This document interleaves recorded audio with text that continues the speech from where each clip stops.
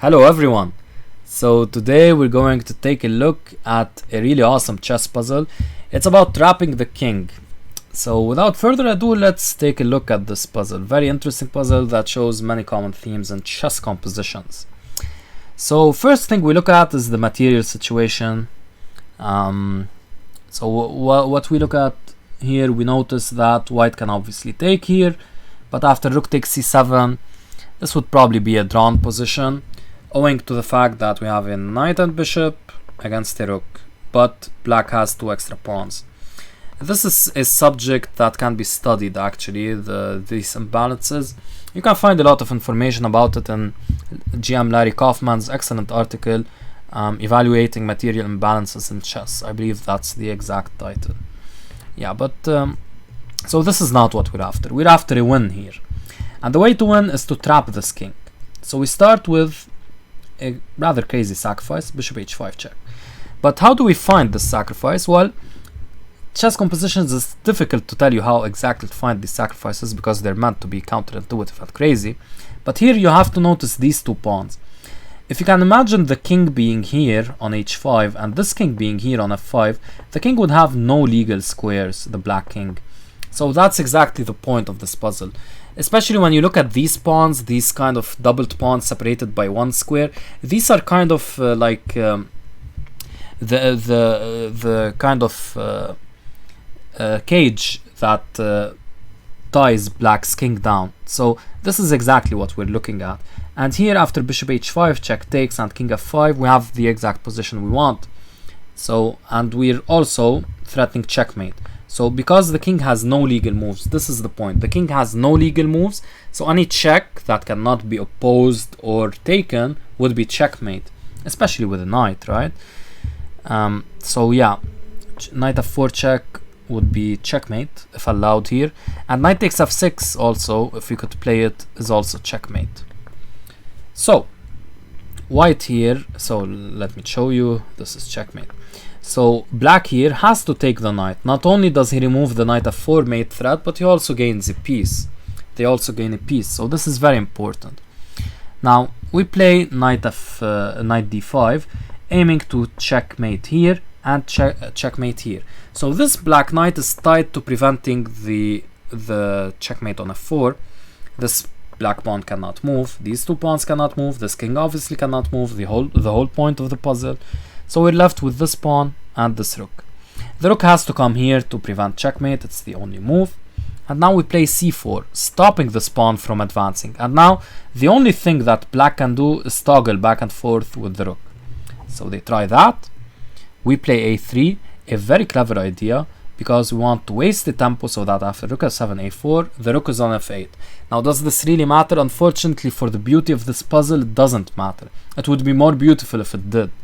But yeah, there are these kinds of ideas where you baby step a pawn push and not push twice because of Zugzwang, but this doesn't really matter in this puzzle. I'll show you why later. So white plays c5, sacrificing the pawn. Now here you have to know, I should mention also, you have to know that in these situations there are ways to promote and distract this rook and end up checkmating black. This is exactly the point of this puzzle. How can you know this? You have to calculate concretely and know for a fact that when you're faced with this kind of structure, and especially in chess compositions, you have to think outside of the box, try to create your own sacrificial attempts with the pawns to promote to a queen, to sacrifice that queen, to then take on f6 and checkmate. So that's what you have to have in mind. Easier said than done, I know, but hey, chess compositions aren't meant to be easy. So c5, they play b5 here, and now c6. I'll mention what happens after takes, or I'll leave it up to you after you see the puzzle continuation. So b5, c6, b4, taking isn't much different, c7, b3, obviously all of this is forced, and now c8 equals queen. A brilliant distraction attempt, because if rook takes c8, knight takes f6 would be checkmate. So b2 is tried, and now the brilliant queen e8 check. If we take on f8, we allow queen b1 check, which would be rather annoying. Yeah, so queen b8, queen e8 check, forcing rook takes, only way to get out of it, and now knight takes f6 is checkmate. What a beautiful puzzle, very picturesque. Now we'll mention some lines. Here in this position, c4 was played, a4 also wins.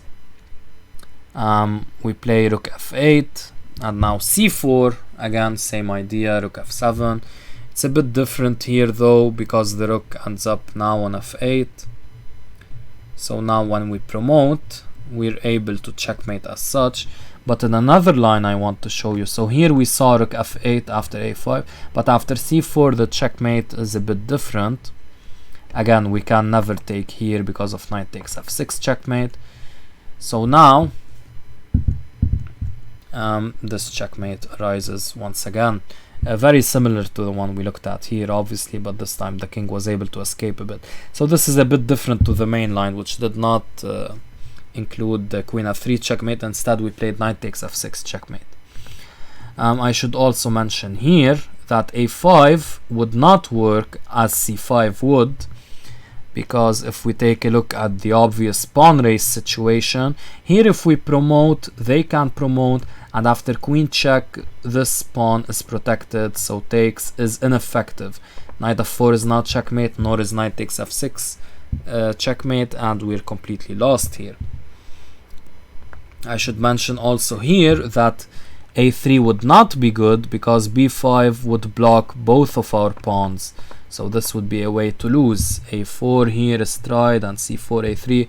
This pawn is just too fast. And going back to also the position where I told you play a3, actually I'm pretty sure, yes, a4 is completely winning. If we turn on the engine, it gives a mate in 9. Yeah, so unfortunately for the beauty of this puzzle, it doesn't work. That Zugzwang is very important, but you know, at the same time, it's completely beautiful. And sorry I didn't mention this, but bishop h5 check, if you don't take, you just take here, and now rook takes c7 is not possible, as it would be after knight takes f2, rook takes c7. Here in this position, knight takes f2, we're up 3 minor pieces against the rook, which is completely winning. Sorry, I forgot to mention that. So yeah, the beauty of this puzzle is not tarnished, because a3 and a4 are the same. They lead to the same result, which is white winning. The beauty of the puzzle is not tarnished by that, but it would have been great if that was actually possible, that a3 was the only winning move and a4 would have lost due to some tempo trick. But yeah, as it stands, bishop h5 check, and entombing the king as such was a brilliant way for white to win this, and these pawn race situations are also very common. And note also that this crazy rook sacrifice with, you know, here earlier, this rook getting feisty and trying to do something like that and sacrificing itself for stalemate, this isn't really possible, because we always have a checkmate ourselves. So we saw multiple common ideas and compositions, entombing the king, especially with these pawns, and also these pawn race situations where you're able to promote. Also obviously we saw queen sacrifices leading to checkmate, because we distract a piece that's guarding the checkmate, and we were also able to see the crazy rook sacrifice, and we were also able to see immobile pieces such as this knight, which was completely immobile because it had to defend this square. So as well we can think of that as being about removing the defender in a sense. So beautiful puzzle, and I hope you got something out of it, guys. Take care.